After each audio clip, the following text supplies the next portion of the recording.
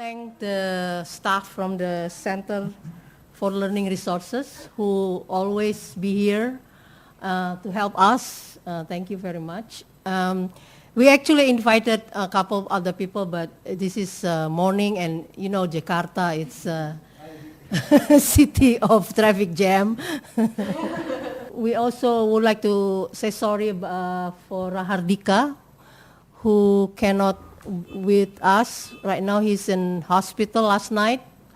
Probably some of you already heard that he got a typhoid and some infections, stomach infections, intestinal infection. So he's in the hospital. We were sorry about him because he's trying hard to be here in the last week, and he couldn't make it the last day. Anyway, so I just want to explain the first before probably we introduce ourselves here. I would like to explain the agenda, especially for our evaluators. So the first couple about an hour, we will hear all the presentations from our side, just from our side. So they will basically listen to us. And then after the presentation, we will have ask you to comment all the report for the report, and then we discuss if the time allows. So I don't know. We will see whether some of you in Seattle would like to ask as well. As fine as for me. And then at the end, we will give each the participant the certificate, because we are not a course here. So we will give a certificate to all the participants who participate in this 2.5 months to also collaborate to write the report. Anyway, so Emir will introduce the group, and probably from your side you can introduce yourself. That may be easier. Then after that you will start the presentation. Okay. Okay. So good morning, ladies and gentlemen, and good evening for ladies and gentlemen in Seattle. I would like to thank you for your presence here, all invitations, and also our evaluator, Mr. Muhammad Farid. And please allow me to introduce myself. My name is Emir Hartato, and also allow me to introduce my friends here, please.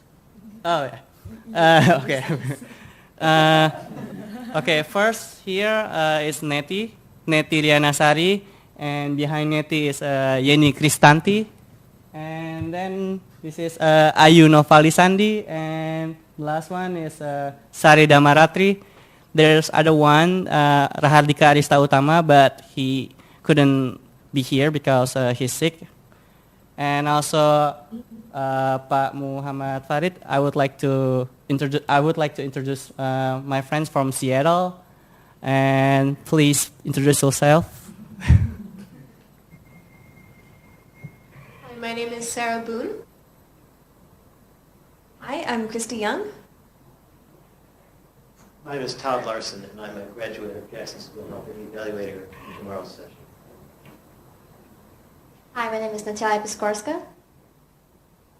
Lucas Simons. Henry Apfel. Hello, I'm Jared Moore. Hello, my name is Nathan Anderson. Sarah. My name is Sarah Curran, and I'm the chair of the International Studies Program.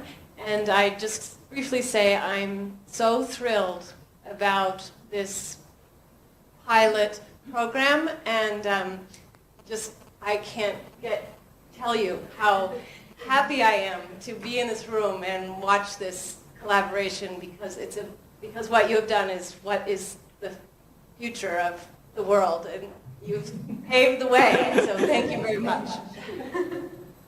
I'm Reshad Kasaba. I'm the director of the Jackson School. I'm very happy to be here. I'm Tamara Leonard. I'm the Associate Director of the Center for Global Studies, and you probably recognize my name from emails about your internet accounts. Can you introduce yourself? Oh, okay. Yeah. My name is Mia Siskawati. I'm teaching assistant for this class, and this is the best class that I ever sustained. Thank you. And I'm Celia Lau, and I'm the co-instructor with Busaraya of this task force. Okay, so I would like to say, everyone. Okay, so now I would like to explain what is Task Force. Task Force is a course for undergraduate students in the Henry M. Jackson School. It's like an opportunity to examine current world issues with the intention of creating policy recommendations. And the Red Plus Indonesia Task Force is the first task force to be produced collaboratively with students from another university. And both us, Indonesian students and also American students, engage in the same activities as a member of this task force, including research, interviewing, discussion, writing, and also editing. And in January, we interview some experts, NGOs and political experts, and also stakeholders in Indonesia, and also, for example, Alliance of Indigenous People in the Archipelago, or AMAN. And we also spend a weekend in Nyungchung village in Bogor. The village is site of both RMI capacity building project and also Ministry of Forestry model conservation project. We learn how the local government and NGO interact regarding forest management in Indonesia to give us a perspective about how REDD Plus should be implemented within such condition. And now we're going to present you a presentation about refining REDD Plus in Indonesia. Policy recommendations for increasing effectiveness, efficiency, and equity. So today, as we know that Indonesia is the third largest greenhouse gas emitter in the world, and deforestation in Indonesia is largely driven by economic land use change, typically like palm oil, timber, and also pulp and paper, and most corporation that given concession by Indonesian government change the forest into a palm oil plantation and also timber plantation. And that land use change, they're using a slash and burn method that produce CO2 emissions. And in terms of CO2 emissions, the effect of this land conversion is astronomical. This is especially true in the case of peat swamps, which release 10 times the amount of CO2 during deforestation than non-peat forests. Indonesia has over 20 million hectares of peatlands with approximately 55 petagrams of carbon stored. With such high levels of carbon stored and such rich ecosystem surface, these forests present a great opportunity for implementing REDD Plus. The possibility of high profits of REDD Plus and payment for ecosystem services could incentivize forest conservation and dramatically reduce private sector deforestation. And I also would like to give information what is the difference between RRDD and also RRDD Plus. RED means reduce emissions from deforestation and forest degradations, but the plus here, RRDD Plus, is also trying to enhance the carbon stock. The government has recognized that the role of deforestation is playing in contributing the effects of climate change. And President Susilo Bambang Yudhoyono has already committed unilaterally to reducing Indonesia's emission by 26% or 41% with international support. Toward this effort, Indonesia has championed its involvement in the United Nations program on reducing emissions from deforestation and forest degradations, and also enhancing forest carbon stocks, or REDD Plus. So there have already been many positive steps taken towards realizing REDs. For example, there's a provincial REDD Plus initiatives were created on the island of Aceh, Kalimantan, and Papua. And also, with these demonstration activities underway, the president of Indonesia also established the National Red Plus, or we call it Satgas Red Plus, to create a strategy for National Red Plus policy and to operate the infrastructure needed for a national implementation of Red Plus. And the president has also been very vocal in prioritizing Red Plus through declaring a 2-year nationwide moratorium on giving out new licenses of forest and peatland. And since its inception 2 years ago, Satgas Red Plus has drafted a national strategy for Red Plus implementation, and is working to create policies that uphold the 3E criteria defined by United Nations Red Plus program. And this 3E is effectiveness, efficiency, and also equity. Effectiveness in the context of Red Plus refers to the ability of the program to actually reduce greenhouse gas emissions from deforestation. Efficiency will be used to specifically refer to the cost effectiveness of the various programs, and finally, the equity refers to the equal involvement of the various stakeholders and an equitable distribution program benefits. The national strategy that drafted by Satgas RADD has 3 main phases: preparation of readiness of pilot projects, transformation to be a national system, and also establishment of a market for verified reductions. And all of these strategies a nested approach in which development activities, often run by provincial governments, become slowly integrated into a national policy. These 44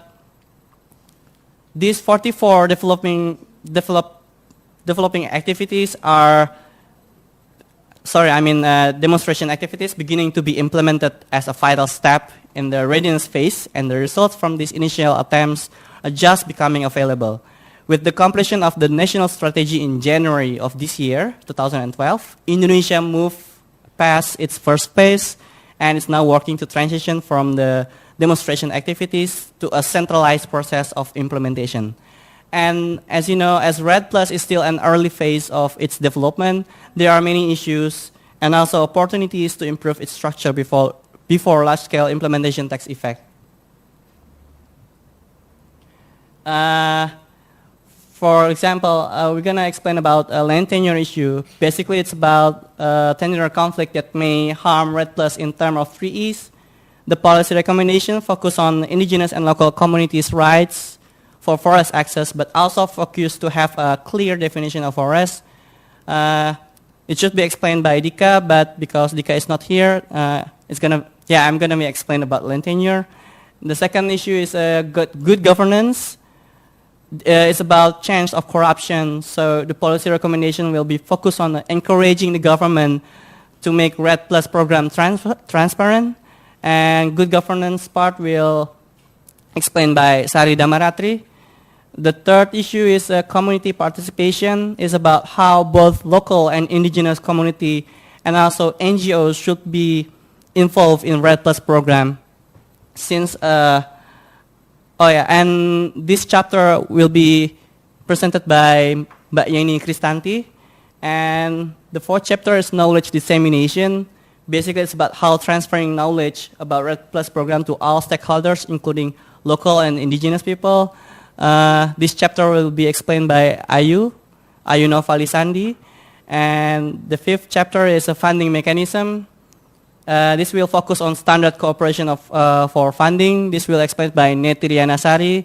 And the sixth chapter is monitoring, reporting, and verification.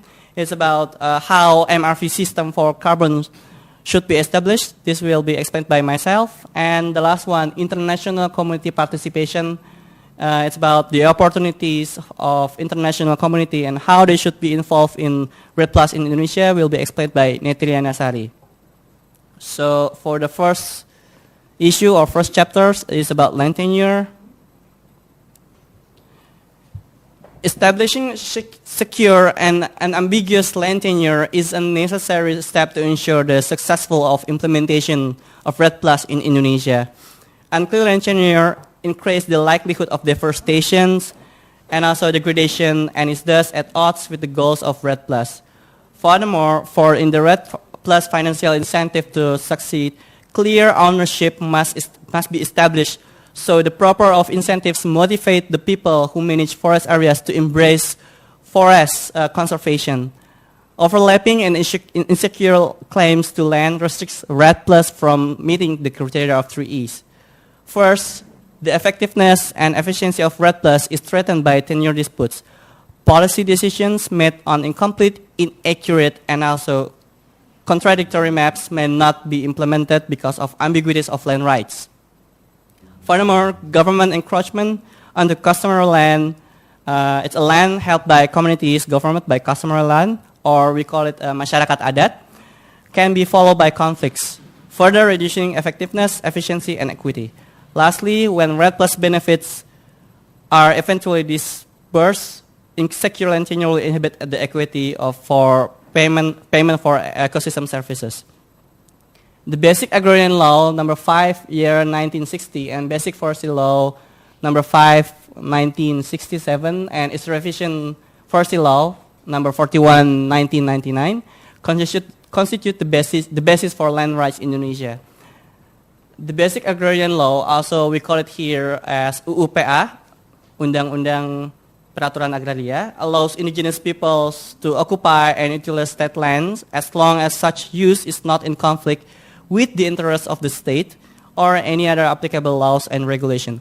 But unfortunately, the ability of a Basic Agrarian Law to generate reform was cut short when it became associated by Communist Party in Indonesia, while the basic concept of Basic Agrarian Law is to facilitate tenure reform. It became supported by the Communist Party as a policy to defend of interests of Indonesia's large agrarian population. And this created a conflict, and the Communist Party used this popular momentum for this law to create a movement of poor peasants that claim farmland using the Basic Agrarian Law. It created conflicts and rural radicalism that marked peasant struggle as both communist and anti-development. Okay, so this event demonstrates that while land issues and also land struggles were political sensitive during Suharto era, REDD+ provides an opportunity to assist people in gaining rights for land and resources, rights that were ignored during the Suharto administration. For example, Aliansi Masyarakat Adat or Indigenous People Alliance of the Archipelago, AMAN, used the REDD+ dialogue as a chance to advocate for government acknowledgement of rights for indigenous. And the Basic Forestry Law number 5, Article 2 of this law defines categories of forests based upon the status of ownership. These categories are state forests and owned forests. This legal framework strongly negates customary owned forests, transforming this land into state-controlled forests. And in 1999, the Ministry of Forestry revised the Basic Forestry Law into Forestry Law number 41. This new forestry law tried to recognize customary forests, but still in imitated way. Moreover, this article states that customary forests can only be defined if the indigenous people are considered by the state to exist and the state officially recognizes their existence as a customary community. However, there is no explanation concerning how government of Indonesia will legally recognize the indigenous people, and nor how masyarakat adat can register their lands as hutan adat or customary forest. Also, major problem regards to the land rights and conflict is the lack of effective legal definitions of forest and forest types. There are 3 conflicting definitions of the forest. First come from Ministry of Forestries, which has defined forest as a unit of ecosystem in the form of land comprising biological resources dominated by trees in their natural forms and environment which cannot be separated from each other. This definition leaves much open interpretation, but is it clear that it does include huge tracts of land that are now agricultural forests and not natural forests? Using this definition, the Ministry of Forestry greatly extends its boundaries and authority to cover a large part of Indonesia. The government of Indonesia defines forest as a certain area which is designed or stipulated by the government to be retained as permanent forest. This particular definition of forest leaves the government free to decide what to design it as forest, which includes large areas of land that they have decided are forests with no biological reasons, allowing them to have a legal claim over the land and control citizens for using and accessing the forest. State forests defined under Basic Forestry Law number 5, year 1967, and Forestry Law number 41, year 1999, is whatever the government so designs is defined as a forest located on lands where there is no ownership rights. These non-binding definitions allow forest boundaries to be manipulated in ways which affects Indonesians' use and access to land. The second legal problem due to the insufficient legal clarity is the lack of definitions of forest categories, which is a particular problem in terms of licensing laws. Legally, there are different regulations on land use depending on its categorical classification. For example, under Government of Indonesia law, it is illegal to develop peatland. However, there is no official legal definition of peatland, secondary forest, or primary forest. This allows for companies and professional governments to decide on their own definition and leads to the illegal land development. So, our policy considerations are first, reformulate the definitions of peatlands, primary and secondary forests, which are currently unclear or inadequate and thus difficult to enforce. The second, reduce Government of Indonesia policies which often contradict the already inadequate legal framework. Local communities and masyarakat adat or indigenous rights to land are weak. And the third one, halt encroachment onto land for illegal logging. Oops, sorry. Yeah. And so our policy recommendations would be, first, define the legal definition of forests as set forth by the food and agricultural organizations.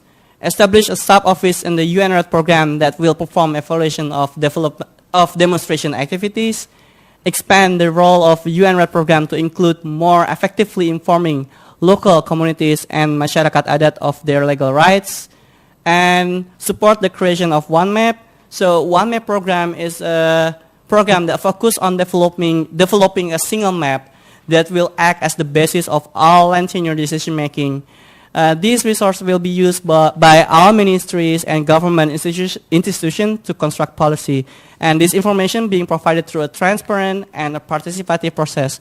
So it is important for many stakeholders to support the creation of this One Map. Introduce UN grant to increase public funding for forest enforcement. And the last recommendation is strengthen the international agreements prohibiting the trade of illegal timber. And the next chapter, good governance will be explained by Sari Damaratri.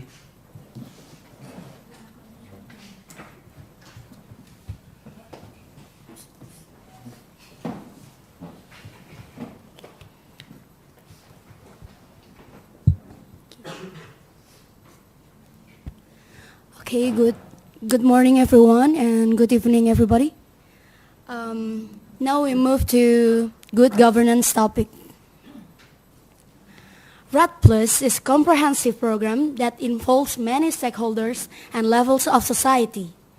Due to its conditions, it's to be beneficial if it's possible to be implemented in an environment that's improving good governance by decreasing corruption, increasing integration horizontally across and vertically through the levels of government and society.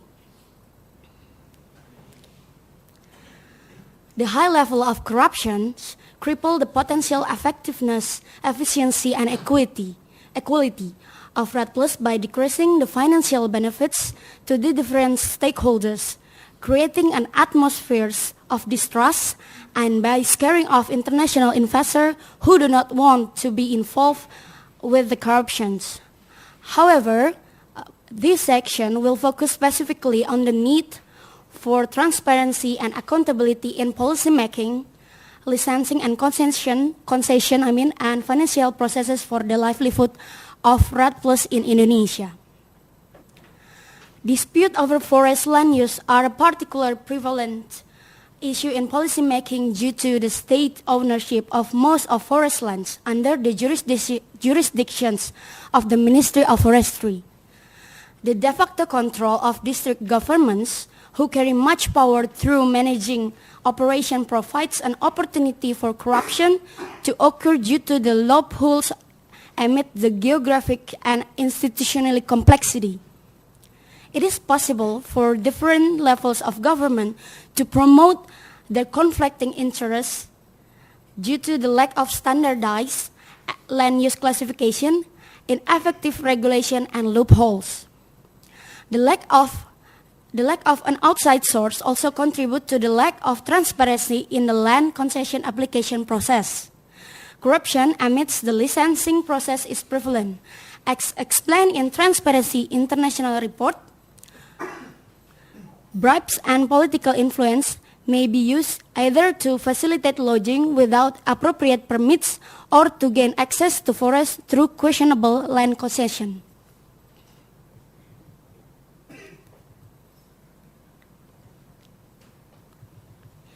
The lack of horizontal integration has resulted in overlap and gaps between Indonesian ministry in regards to REDD+, creating an inefficient system with overlapping jurisdictional problems that need to be resolved for REDD+ to be successful. Indonesian government ministry often face logistical and political challenge in generating multi-stakeholders solution to issue of mutual concerns. For the example, information is not always shared equally among the government's agency, and conflicting interests can stymie effective response to environmental issues.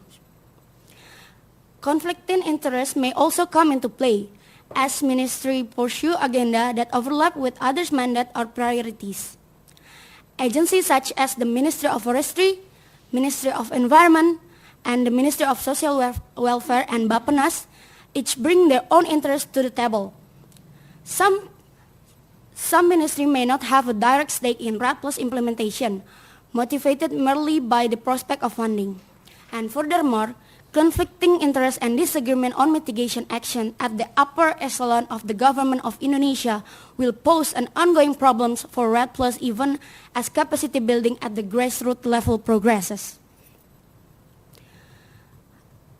As we know, the long history of decentralization in Indonesia started in 1903, and the biggest accumulation of the power occurred during 30 years of New Order regime, when President Suharto was in power and the central government fully controlled every aspect of the regional administration.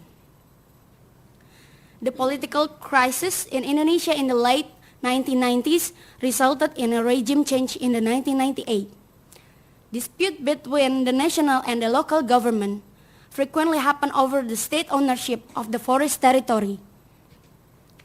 Under decentralization of the local government has been granted the right to manage their resources in order to earn local revenue, causing an increase in the need to control Indonesian vast forest wealth.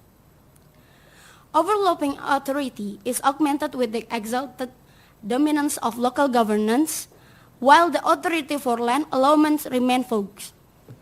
In the 1998, that the Ministry of Forestry handed district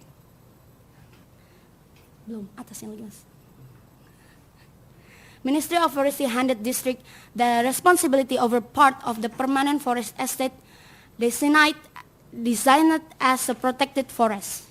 In the 1999, district were allowed to issue to small 100-hectare timber cutting permit to community within the production forests that were meant to provide local people with their timber needs. Due to the shifted government system in 2005, about half of the state forest, is around 59.2 million hectares, had been degraded, and including 4.69 million hectares of conservation area.